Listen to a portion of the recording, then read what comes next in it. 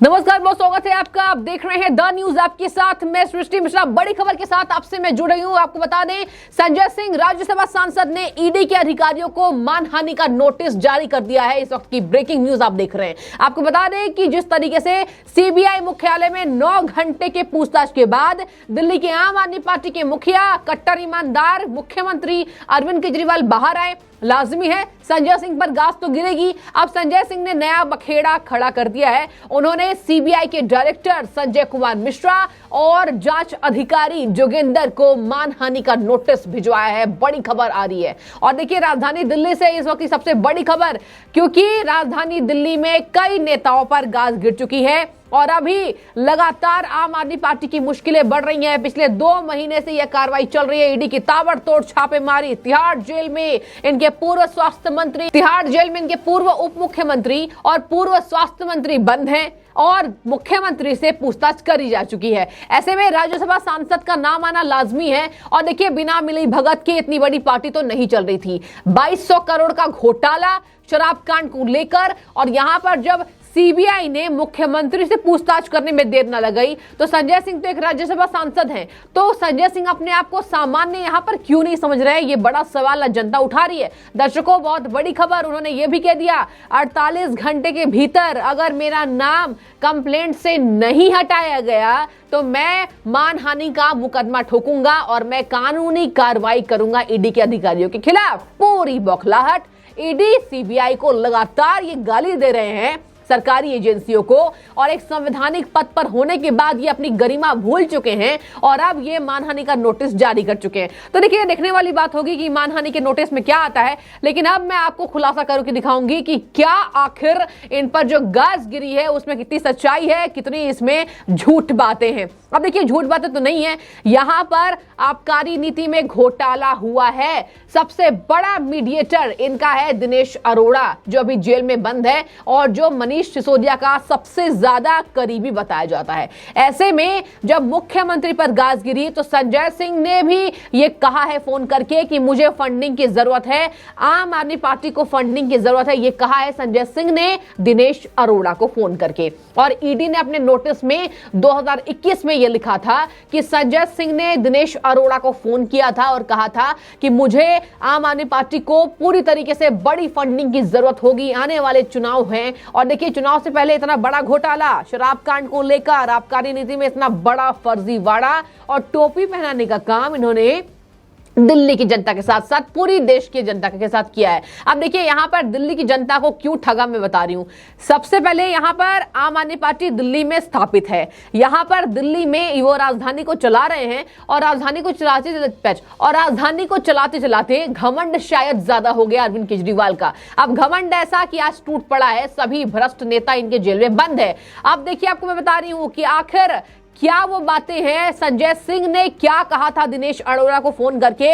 उन्होंने, देखिए, जब मनीष सिसोदिया को कस्टडी में लेने के लिए ईडी ने राउज एवेन्यू कोर्ट में अपनी दलीलों में आम आदमी पार्टी के राज्यसभा सांसद संजय सिंह का नाम लिया तो ईडी ने बहस के रेस्टोरेंट मालिक दिनेश अरोड़ा का नाम रिश्वत कोऑर्डिनेटर करने वाले तौर पर पढ़ा था। आगे आपको मैं बता रही हूं, ईडी ने यह कहा, 2020 की बात करूंगी, ईडी ने कहा था 2020 में कि दिनेश अरोड़ा को संजय सिंह का कॉल आता है, संजय सिंह का फोन आता है और उन्होंने कहा है कि चुनाव आ रहे हैं, ऐसे में आम आदमी पार्टी को फंडिंग की जरूरत है। यहां पर चार्जशीट में भी केजरीवाल का नाम है। अब देखिए, पहली बात, केजरीवाल का नाम सामने क्यों आया? सबसे पहले ये जो ड्राफ्ट डॉक्यूमेंट बने थे ये केजरीवाल की आंखों के सामने बने हैं। और आपको बता दें कि ड्राफ्ट कॉपी सिसोदिया सत्येंद्र जैन की मौजूदगी में आम आदमी पार्टी के मुख्यमंत्री अरविंद केजरीवाल के घर पर दिखाई गई थी। बड़ी खबर। और ये ही शराब कांड घोटाला का पर्दाफाश हो रहा है। इसीलिए आज दोनों नेताओं को भ्रष्टाचारी के आरोप में अभी गिरफ्तार किया जा चुका है। जमानत नहीं मिल रही है। और देखिए, जमानत क्यों नहीं मिल रही है? क्या कह रहे हैं अधिकारी यही कह रहे हैं, कोर्ट यही कह रही है कि अगर हम जमानत दे देंगे, कोर्ट ने कहा है और मैंने आपको वीडियोस में बताया था, कोर्ट ने कहा अगर हम जमानत दे देंगे तो वो प्रभावशाली व्यक्ति है। कौन है? एक सत्येंद्र जैन है, एक मनीष सिसोदिया है। ये 2 आम आदमी पार्टी के कट्टर ईमानदार नेता, जिसको कहा था भगत सिंह है, जिसको कहा था भारत रत्न देने के लिए। भारत रत्न देने वाले भ्रष्ट नेताओं को कोर्ट ये कह रही है कि हम इसको बाहर नहीं निकाल सकते हैं, जमानत नहीं दे सकते हैं, क्योंकि वो जांच को प्रभावित कर सकते हैं। मतलब जितने भी सबूत है, जितने भी डॉक्यूमेंट्स हैं उनके खिलाफ, उनको वो मिटाने का काम कर सकते हैं। और यही वजह है दर्शकों कि आज जमानत दोनों नेताओं को नहीं मिली है। अब देखिए, मैं आपको एक और बात बताऊंगी। अरविंद केजरीवाल की मुश्किलें तो बड़ी हुई हैं। अरविंद केजरीवाल की मुश्किलें इसलिए बड़ी, ड्राफ्ट डॉक्यूमेंट जो है उनके घर पर दिखाया गया था, वहां पर मौजूदगी थी मनीष सिसोदिया की, संजय सिंह की। दूसरी बात, एक आरोपी को फेस टाइम पर जब उन्होंने बात किया था तो अरविंद केजरीवाल ने कहा था विजय नायर तो मेरा आदमी है, इससे बात करो। ये दूसरी बात जिसको लेकर तमाम न्यूज चैनल ने ये खबर छापी थी कि मनीष सिसोदिया के साथ साथ अरविंद केजरीवाल की पूरी मिलीभगत थी और फेस टाइम पर अरविंद केजरीवाल ने कहा था कि विजय नायर मेरा आदमी है, विजय नायर अभी बंद है। और देखिए, तीसरी बात, अरविंद केजरीवाल को तो ईडी पूछताछ के लिए बुला चुकी है और सीबीआई भी वो जा चुके हैं। सीबीआई ने उनको समन जारी किया था।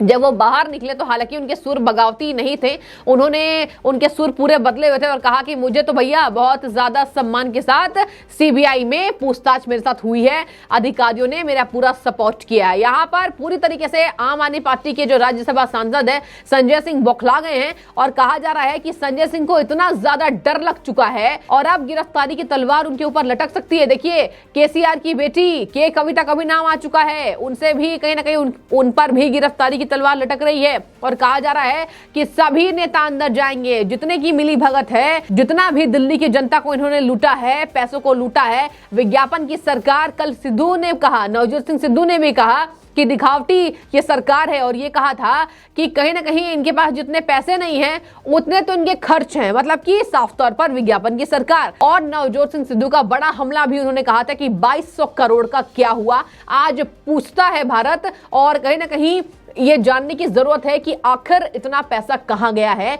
और ये भी कहा उन्होंने कि भगवंत मान को और अरविंद केजरीवाल को उन्होंने टैग भी किया था और बहुत करारा हमला कल नवजोत सिंह सिद्धू का हुआ था, पलटवार हुआ था, 2200 करोड़ का घोटाला। और ये भी कहा कि कहीं ना कहीं ये मुखिया हैं, ये सरगना है। और देखिए, मैंने आपको विस्तार से बताया था किस तरीके से एक एक करके इनके बड़े बड़े नेताओं पर गाज गिर रही है। इसके साथ आपको बता दें कि अब देखिए, यहां पर जनता भी कह रही है नोटिस भेजने से राज्यसभा सांसद को कुछ नहीं मिलने वाला है।